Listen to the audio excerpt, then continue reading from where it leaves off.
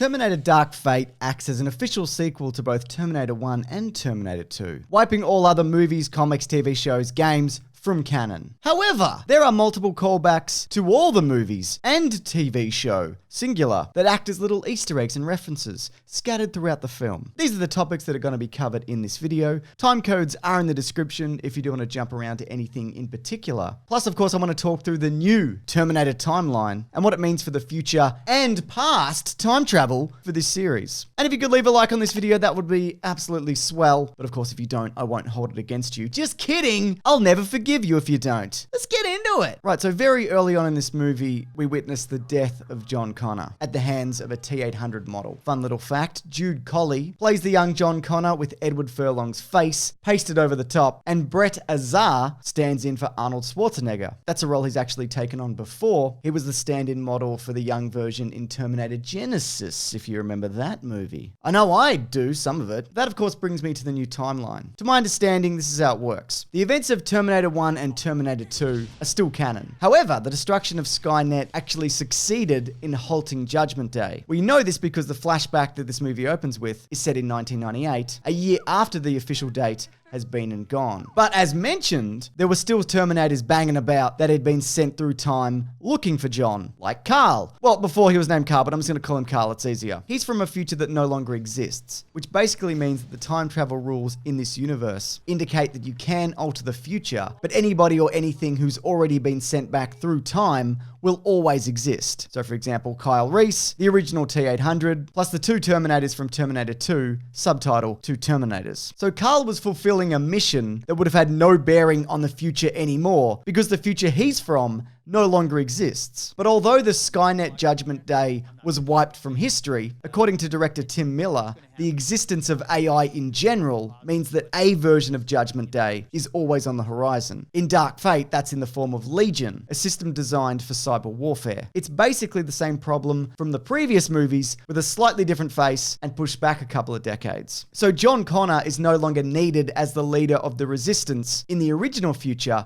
because A, well, he's dead, he can't do it regardless, but B, by him stopping Skynet in Terminator 2, he's essentially completed his mission and did actually end up saving everybody from the future that he was destined to save. Though it also means that this new Judgment Day, the date of which is unclear at this point, could also potentially be stopped, as indicated by the end of the movie, where Danny and Sarah are primed to make this happen in a sequel we may or may not see depending on box office and reception and performance in China and assorted other bits and pieces, no doubt. Okay, I think that's it. If you've got a different understanding of it, absolutely hit me up below. I'd love to hear it. Right, let's get through some of the movies. The canonical ones to start with. A few lines return from The Terminator. Sarah Connor quips, "I'll be back." That was a line that didn't actually nearly make it into the movie. Director Tim Miller was very much against putting it in because he was like, it's been done to death, don't make me do it again. But there was a lot of pressure that was like, no, you gotta do it. So the way he wanted to make it his own was it to be this kind of throwaway line that Sarah uses. Like she's not even fussed at the situation at hand or even recognizes the significance of those words. Which of course, why would she? She wasn't present for the first time it was said, and to her it would have been just a throwaway line that the last T-800 said to her. Of course, come with me if you want to live becomes, come with me or you're dead meat in 30 seconds. And Grace tells Danny that if you put 100 cops between herself and the Rev 9, the new Terminator, you'll end up with 100 dead cops, which is similar to, of course, what happened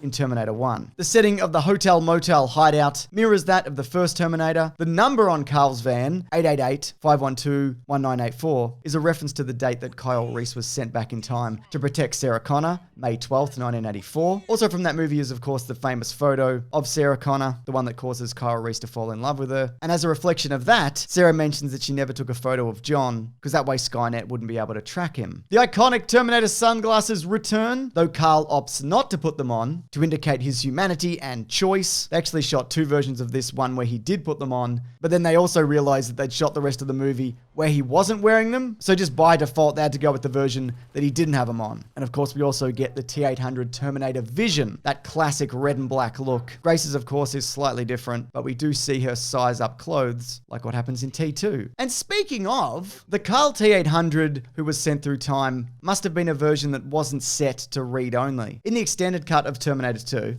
two Terminators. You actually have to pull out the chip, flip a switch and put it back in to enable the Terminator to learn and become more self-aware, step outside its programming. Either that process had already happened to that version of the Terminator to allow him to become more human, or the extended version of T2 doesn't count, and Terminators are just capable of learning and gaining humanity over time. There are, of course, a couple of lines that are referenced from Terminator 2, such as Carl banging on about the probability of success, and Grace repeats the line, "No fate but what we make," which is a very odd coincidence, seeing as she'd never met Kyle Reese, who originally gave Sarah Connor that message. This movie is also very much structured like Terminator 2. We get a freeway chase, the Rev 9 steals a chopper like the T-1000 does. We get some of the heroes looking down on a dying Terminator like Terminator 2. When the Rev 9 crashes a barbecue, literally, we hear the song Guitars and Cadillacs, which is playing in the biker bar from T2. Sarah Connor receives a shoulder injury. The T-800 has all the skin removed from his left arm, again like in T2, and in all versions of the Terminator, dogs are very wary of them. And as a sign of Carl's humanity, it seems that his dogs like him, meaning either I guess they're used to him, or he's strayed so far from his programming that they perceive him as human. Now, of course, the non-canon movies, there's plenty of nods to those. Let's start with Terminator 3, Rise of the Machines. Now, the Terminator that gets sent back through time in that one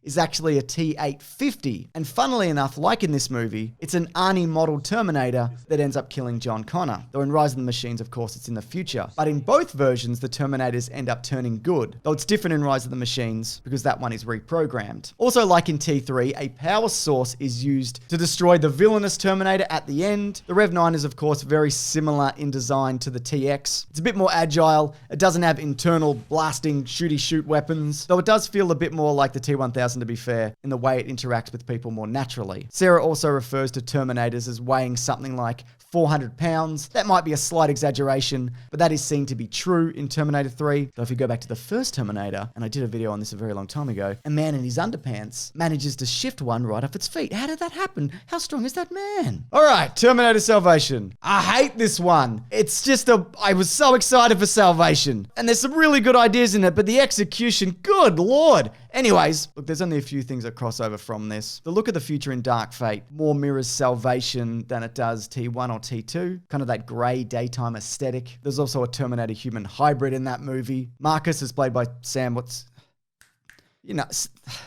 Avatar Man. I'm just joking, Sam Worthington. I know who you are. I'm just joking with you. Your star is higher than ever in the sky. And of course, Dark Fate has been bigged up as the return of Linda Hamilton in her iconic role. However, she did actually return for Terminator Salvation as a voiceover in tapes that she recorded for John Connor to assist him in being leader of the resistance and such, and to ensure that he got that facial scar, I assume. I don't know. Terminator Genisys, we don't really need to touch on. I mean, it's got an old Terminator in it like this one. I mentioned a Brett Azar, he reprises his role again. You get it. There's probably other things. Who gives a shit? Now, funnily enough, the Terminator Sarah Connor Chronicles, that TV series that also ignores the events of everything after T2, shows that yes, Terminators can get married. Though in that version, it's doing it for infiltration and not for love, like the Arnold version. Also, there's a lot of self-repair in that show for Terminators. Their wounds heal seamlessly, so if they get really banged up, they can appear human again. But it appears that's not exactly the case in Dark Fate. The scar that Carl receives from what I think is a bullet ricochet on his cheek from Sarah Connor, that's still there in the modern day. And also, getting back to that phone number on the side of his van, it actually starts with 888. And one of the new models of Terminator that are introduced in the Sarah Connor Chronicles is the T-888. And that inclusion may not be a coincidence because Josh Friedman, who created the Sarah Connor Chronicles, is one of the writers on Dark Fate. So there you go. Hi, this is Carl's Draperies. We have the best drapes and curtains anywhere in Texas. I can guarantee you that. Sorry we are not here right now to answer your call, but we will call you back. Until then, hasta la vista.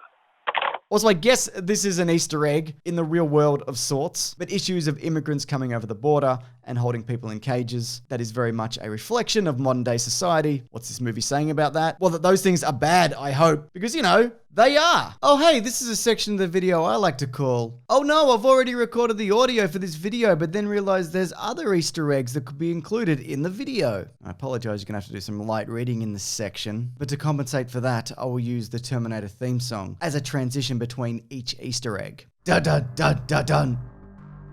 Da-da-da-da-dun. Da-hum. Ha-ha. That one was a dog. That one was with my nose. I know what that one was. Oh yeah, he did lose an arm like Terminator 2. Are there any Easter eggs, though, that I've missed from this movie? I mean, no doubt. If you've got any, please leave them below. And also, did you know there are actually 3 other Terminator 3s that are no longer canon? And we've covered them all in separate Caravan of Garbage videos on this very channel. Those are all linked below and at the end if you want to check them out, which I suggest you do because they are fascinatingly weird in their own unique way. Also, of course, I have a podcast called The Weekly Planet where we talk movies and comics and TV shows. That comes out every Monday morning. This Monday's episode is on Terminator Dark Fate. A spoiler review if you want to check it out. Come along, maybe you're on a commute to work, or you're doing the dishes at home, or you're sitting on the toilet, whatever you're up to. Give it a bloody listen, mate. Anyways, thanks for watching this video though. I appreciate it. Take care.